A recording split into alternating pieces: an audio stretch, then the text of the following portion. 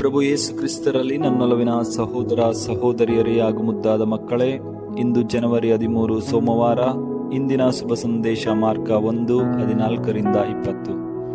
ಈ ಒಂದು ಶುಭ ಸಂದೇಶ ಭಾಗದಲ್ಲಿ ಪ್ರಭು ಯೇಸು ಕ್ರಿಸ್ತರ ಬೋಧನೆ ಹಾಗೂ ಕರೆಯ ಕುರಿತು ನಾವು ನೋಡುತ್ತೇವೆ. ಪ್ರಭು ಯೇಸು ಕ್ರಿಸ್ತರು ತಮ್ಮ ಬಹಿರಂಗ ಜೀವನವನ್ನು ಪ್ರಾರಂಭಿಸಿದ ನಂತರ ಪ್ರಭು ಯೇಸು ಕ್ರಿಸ್ತರು ಗಲೀಲಿಯಕ್ಕೆ ಹೋಗಿ ದೇವರ ಶುಭ ಸಂದೇಶವನ್ನು ಸಾರುತ್ತಾರೆ. ಶುಭ ಸಂದೇಶದಲ್ಲಿ ವಿಶ್ವಾಸವಿಡಿ, ಪಶ್ಚಾತ್ತಾಪಪಟ್ಟು ಪಾಪಕ್ಕೆ ವಿಮುಖರಾಗಿರಿ, ದೇವರಿಗೆ ಅಭಿಮುಖರಾಗಿರಿ ಎಂಬಂತಹ ಕರೆಯನ್ನು ನೀಡುತ್ತಾ ಅಲ್ಲೇ ನಡೆದುಕೊಂಡು ಹೋಗುತ್ತಿರುವಂತಹ ಸಂದರ್ಭದಲ್ಲಿ ಪ್ರಭು ಯೇಸು ಕ್ರಿಸ್ತರು ತಮ್ಮೊಡನೆ ಇರಲು ಹಾಗೂ ತಮ್ಮೊಡನೆ ಈ ಒಂದು ರಕ್ಷಣಾ ಕಾರ್ಯದಲ್ಲಿ ಪಾಲ್ಗೊಳ್ಳಲು ಮಾನವರನ್ನು ಕರೆಯುತ್ತಾರೆ. ಅದಾಗಿದೆ, ಸಿಮೋನ ಮತ್ತು ಆಂದ್ರೆಯನನ್ನು ಪ್ರಭು ಯೇಸು ಕ್ರಿಸ್ತರು ಕಾಣುತ್ತಾರೆ ಹಾಗೂ ಕರೆಯುತ್ತಾರೆ. ಅವರು ತಮ್ಮ ಹಳೆಯ ಕಸುಬನ್ನು ಬಿಟ್ಟು ಪ್ರಭು ಯೇಸು ಕ್ರಿಸ್ತರನ್ನು ಹಿಂಬಾಲಿಸುತ್ತಾರೆ. ಅದೇ ರೀತಿಯಲ್ಲಿ ಜೆಬೆದಾಯನ ಮಕ್ಕಳಾದಂತಹ ಯಾಕೋಬ ಮತ್ತು ಯೋಹಾನನನ್ನು ಕರೆದಾಗ ಅವರು ಸಹ ಎಲ್ಲವನ್ನು ಬಿಟ್ಟು ಪ್ರಭು ಯೇಸು ಕ್ರಿಸ್ತರನ್ನು ಹಿಂಬಾಲಿಸುತ್ತಾರೆ. ಪ್ರಿಯರೇ, ಇಲ್ಲಿ ನಾವು ನೋಡುತ್ತೇವೆ, ಪ್ರಭು ಯೇಸು ಕ್ರಿಸ್ತರು ರಾಜಾದಿರಾಜರು, ಸರ್ವಶಕ್ತರು.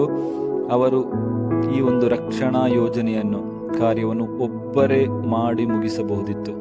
ಆದರೆ ಅವರು ಮಾನವರ ಸಹಾಯವನ್ನು ಪಡೆಯುತ್ತಾರೆ.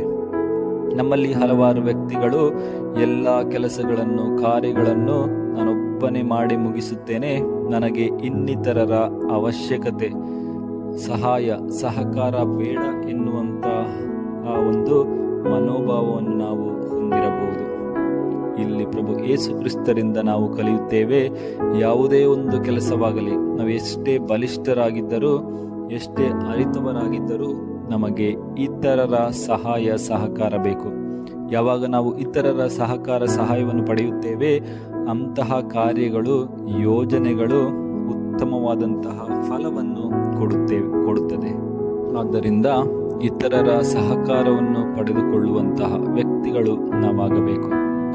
ಅದು ಒಂದಾದರೆ, ಇನ್ನೊಂದು, ಪ್ರಭು ಯೇಸು ಕ್ರಿಸ್ತರು ಕರೆದ ತಕ್ಷಣ ಈ ಮಾನವರು, ಶಿಷ್ಯರು ಪ್ರಭು ಯೇಸು ಕ್ರಿಸ್ತರನ್ನು ಹಿಂಬಾಲಿಸುತ್ತಾರೆ ಹಾಗೂ ಒಂದು ರಕ್ಷಣಾ ಯೋಜನೆಯಲ್ಲಿ ಅವರು ಪಾಲ್ಗೊಳ್ಳುತ್ತಾರೆ. ಇಂದು ಸಹ ಈ ತಾಯಿ ಧರ್ಮಸಭೆಗೆ ಹಲವಾರು ವ್ಯಕ್ತಿಗಳ ಸಹಾಯ ಸಹಕಾರ ಬೇಕು. ನಾವು ಹಲವಾರು ರೀತಿಯಲ್ಲಿ ಈ ಒಂದು ರಕ್ಷಣಾ ಯೋಜನೆಗೆ ನಮ್ಮನ್ನೇ ನಾವು ತೊಡಗಿಸಿಕೊಳ್ಳಬೇಕು. ವಿಶೇಷವಾಗಿ ಇಂದು ನಾವು ಪ್ರಾರ್ಥಿಸಬೇಕು,